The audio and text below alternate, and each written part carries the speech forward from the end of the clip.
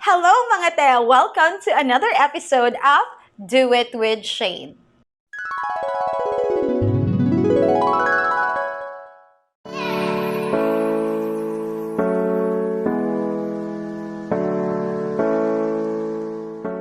For today's episode, we are going to test products galing na naman sa maharlikang brand. Oh my gosh! Oh my gosh!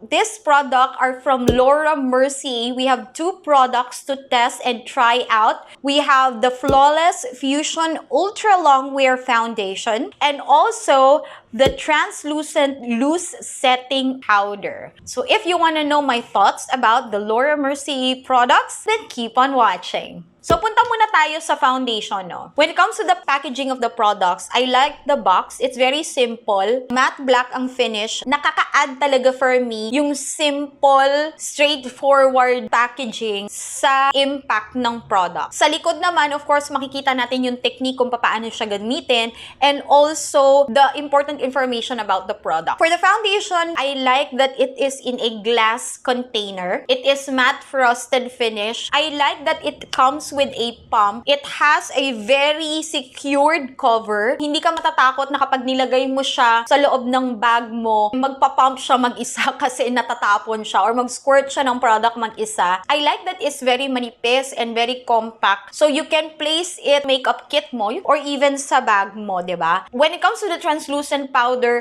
I like that it's very simple. Masyado nga lang siyang malaki for me. Kung gagamitin ko to or kung dadalhin ko to, ilalagay ko sa bag ko, hindi naman ganun kalalaki yung bag ko, mag-i-eat siya ng malaking space in my makeup kit. So, parang for me, pwede naman natin siyang mas liitan ng konti. It's not glass, it is plastic, but hard plastic. Frosted matte pa rin ang kanyang finish. Wala siyang kasamang sponge. So, pag binuksan mo siya, lalabas na lahat ng powder. So, kung halimbawa nasa sasakyan ka, you want to touch up, or nagmamadali ka, at bigla mo siyang binuksan, may probability na matapon yung produkto. So, for me, when it comes to the packaging, pwede pa siyang ma-improve. Ay!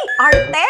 Nag-arte siya, Shayne. I'm very excited to use this foundation because I've heard a lot of good reviews about this foundation, especially para dun sa mga oily skin na katulad natin. Ayan, nagmamantika na naman ako. Let's follow kung ano ang instruction na nandito sa likod ng product. Sabi dito, the technique in applying it, apply to clean skin with Laura's foundation sponge or with fingertips. For best results, use with your preferred MERCIER foundation primer. I don't have any MERCIER foundation primer. I also don't have the MERCIER foundation sponge, but I have here a sponge that we're going to use. So, ang gagawin natin is, on this side of my face, I'm gonna use a sponge. And on this side of my face, the other technique na sinabi dun sa kanyang instruction is to use your fingertips.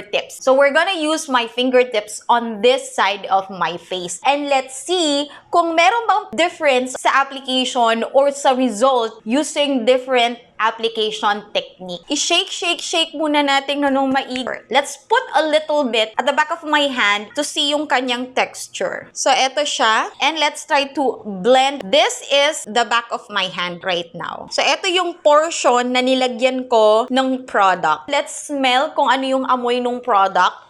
Wala siyang chemical na amoy, wala siyang amoy ng perfume. So, it's good for me because I don't like products na may amoy perfume or merong chemical na amoy. It will not irritate my skin. In terms of consistency ng product, not too thick and not too liquidy. If it's too thick, baka yung blendability is hindi na siya masyadong ma-blend ng maayos. It's not too liquidy na hindi siya basta-basta for me matutunaw agad, especially dito sa climate natin na medyo humid ang panahon. Let's try to apply it sa aking face on this side muna. Ayan, ganito siya kadami. And then, I'm gonna apply it here sa face using this sponge. The sponge is dampened. Oh my God. See? One small dip. Sobrang laki na ng area na nablendan ko. I didn't use any primer. I didn't use any concealer on my face because I really want to see see kung ano yung magiging consistency and result ng foundation mismo dun sa skin ko. Next dip.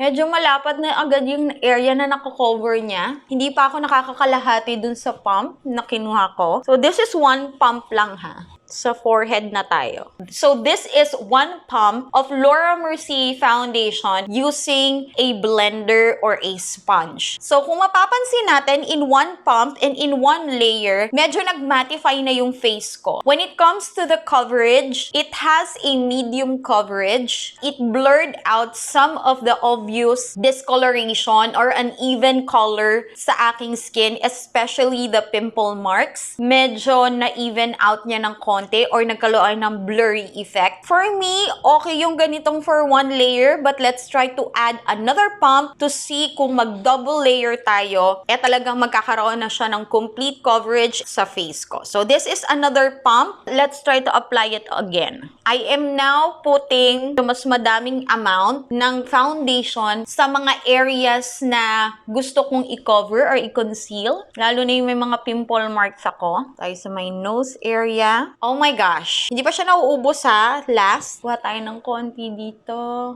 Forehead. There. Oh my gosh. In fairness ha, yes, it is mattifying, but the glow is still there. Wala siyang shine, but it gives a certain glow. Yun yung feeling ko and yun yung nakikita ko sa mirror ko. Comment down below if yun din yung nakikita nyo ngayon. Yung double layer, mas nag-improve yung coverage niya. Nakita ko na medyo na-cover na talaga yung mga redness and yung mga gray areas dito sa corner ng lips and yung redness dito sa corner ng aking nose. When it comes to the dark spots, some of the dark spots na-cover na rin niya ng maayos. So talagang for me, using the sponge, let's try now on the other side of my face using my fingertips. Let's see kung magiging okay din ba ang kanyang coverage and kung mas konti ba yung produkto na magagamit natin. Again, one pump lang and let's try to dab it. Actually, no, hindi na ako masyadong sanay sa paggamit ng fingertips kapag ka nag-a-apply ng foundation. Mas nasanay na talaga ako either brush or sponge. But let's try to see this because ang tendency naman, kapag ka daw gumagamit ng fingertips, is mas nagiging maganda yung formulation ng product because of the heat of your fingertips. Nagwa-warm up yung product. For me ha, parang feeling ko mas magiging matipid to kasi syempre, ang fingertips, hindi naman sumisip-sip yan ng produkto. Unlike brushes or sponge. Hindi ko pa naubos ha, pero medyo marami na yung areas na nakukoveran ko nito. Under eye, may something siya, may something talaga. There. Last application. Ayan. So, eto naman, yung one layer of Laura Mercier on this side of my face using my fingertips, guys. One pump, okay na siya. One layer. For me ha, hindi ko nadadagdagan. Ano na siya na-cover niya na yung areas na gusto kong i-cover. I just want to have this layer of foundation that can be used in everyday makeup. Yung ganitong itsue, oh my God! Yung ganito, using my fingertips, oh my gosh. And wala ako nakikitang uneven na application na blend siya ng maayos sa skin. Kapantay na siya nitong sa kabila. Ayan o, kung mapapansin nyo. Diba? This is Laura Mercier This is Laura Mercier Flawless Fusion Ultra-Longwear Foundation using a sponge on this side, 2 layers, and using my fingertips, 1 layer on this side naman. Kung mapapansin nyo, initial reaction ko ha, may nakikita akong glow, pero hindi siya oily glow. It's still matte, pero parang ang fresh ng skin. Now, to lock everything in, let's set the foundation using, of course, the Laura Mercier Translucent Loose Setting Powder. So, matipid ako. Ang ginagawa ko is nilalagay ko yung product dun sa takip. As in, super konti lang. So, let's use a powder brush. Ipipress mo lang ng konti yung product sa face mo. Hindi ko siya masyadong binabuff. Hindi ko masyadong dadamihan yung powder because I don't want to lose yung glow na nakikita ko ngayon. I am just using the powder para malak at hindi gumalaw ang foundation. So, I only used sobrang konti nung translucent powder kasi nga ayoko ng sobrang daming nilalagay because I really don't like baking my face, especially if it's an everyday makeup. Hindi ako masyadong nagbe-bake ng face. I just use it para ma-guarantee ko na malalock in yung foundation sa aking face. And as I can see right now, the blendability and the effectivity of the translucent powder, it is very lightweight. Wala masyadong nakikita na chalky or powdery finish. Mas na-mattify niya yung face ko. Medyo konti na lang yung nakikita kong glow. Hopefully, pag medyo nag-sync na and nag-blend na ng maayos, yung foundation sa face ko, talagang mas maganda na yung combination nilang dalawa. The translucent powder is also, wala siyang amoy or anything na nakaka-irritate for me. Wala siyang chemical scent or any perfume. Another thing is, hindi siya ganun ka-powdery. Yung alam mo yun, pag naglagay ka ng pulbo, di ba? Yung pag ganun mo, talagang ang daming alikabok. Sa kanya, wala. I'll just finish my makeup para mabigay ko na po yung aking final verdict sa produkto na ito. Okay, so this is the final look. I hope you like it as much as I like it. I just added a little bit of bronzer or contour blush and also a little bit of color on my lips. Oh my God, I love the finish of this product. Talagang nagbibigay siya ng matte finish but there is a certain glow. I don't know kung paano naging ganun yung formulation nito na hindi mukhang dull yung face mo compared to other mattifying product na kapag nilagay mo parang yun na, disyerto na yung mukha mo, di ba? Pero siya, parang natural yung skin mo. So I really like it. It is lightweight.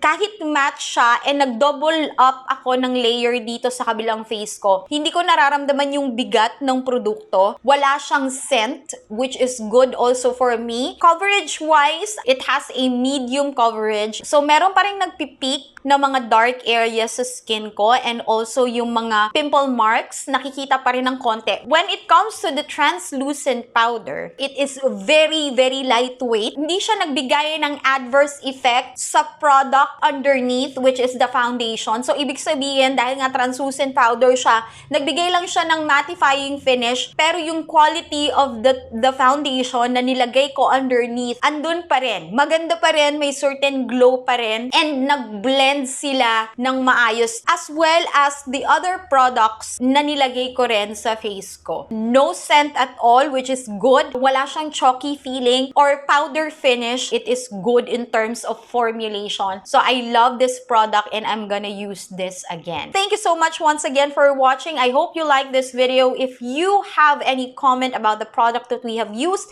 or any product request, please don't forget to type it in our chat box. Don't forget to subscribe and hit the notification bell on my channel so that you will be updated sa mga future products na i-feature natin dito sa ating channel. And also, don't forget to hit the like button and share this video to your family and friends. Thank you so much for watching and I'll see you in another episode of Do It with Shayne. Keep on rockin'! Bye!